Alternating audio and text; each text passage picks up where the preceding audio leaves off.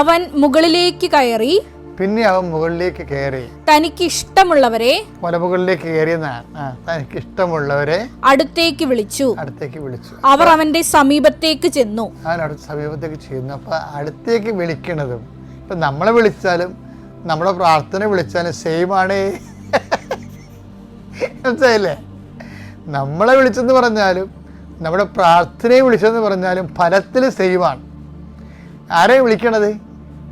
3:13 മർക്കോസിന് എന്താണ്? അവൻ തനിക്ക് ഇഷ്ടപ്പെട്ടവരെ തൻ്റെ അടുത്തേക്ക് വിളിച്ചു എന്ന് വെച്ച് കഴിഞ്ഞാൽ എന്താണ്? ഇഷ്ടപ്പെട്ടവരെ തൻ്റെ അടുത്തേക്ക് വിളിച്ചെന്ന് പറഞ്ഞാൽ ദൈവത്തിന് ഇഷ്ടമുള്ളത് കൊണ്ടാണ് അവരെ അടുത്തേക്ക് വിളിക്കണത്. അപ്പം അതിൻ്റെ അർത്ഥം എന്താണ്? ഇഷ്ടപ്പെട്ടവരുടെ പ്രാർത്ഥനയായിരിക്കും ദൈവം സ്വീകരിക്കുകയും ചെയ്യണത്. ഉറപ്പല്ലേ? നമുക്കൊരു ഒറ്റ സൊല്യൂഷനേ ഉള്ളൂ. എന്താണ്? നിങ്ങൾ എൻ്റെ സ്നേഹത്തിൽ നിലനിൽക്കുവിൻ. നമുക്ക് പ്രാർത്ഥിക്കാം.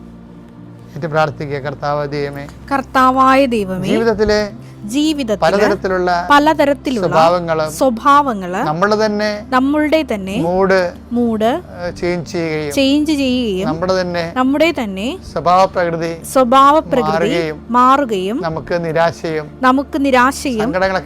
സങ്കടങ്ങളൊക്കെ വരുമ്പോൾ അതിനെല്ലാത്തിനെയും അതിജീവിക്കുവാൻ പുതിയ ചൈതന്യം കുതിപ്പ് ലഭിക്കുവാൻ കർത്താവേ, നിന്റെ വചനം നിന്നെ സ്നേഹിച്ച് നിന്റെ വചനത്തില് നിലനിന്നുകൊണ്ട് ഓരോ ദിവസത്തെയും അതാത് പ്രലോഭനങ്ങളെ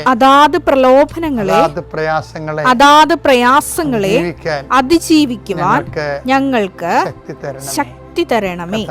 കർത്താവേ, ഓരോ വിഷയങ്ങള് മനസ്സിലലട്ടുമ്പോൾ ആത്മാവേ, യേശുവിന്റെ സ്നേഹത്തില് നിലനിൽക്കുവാൻ ആ സമയത്തെല്ലാം സാഹചര്യാധിഷ്ഠിതമായ കർത്താവിന്റെ വചനം പാലിക്കുവാൻ വിശ്വാസത്തില് ക്രിസ്തു വിശ്വാസത്തില് നിലനിൽക്കുവാൻ എന്നെ സഹായിക്കണമേ.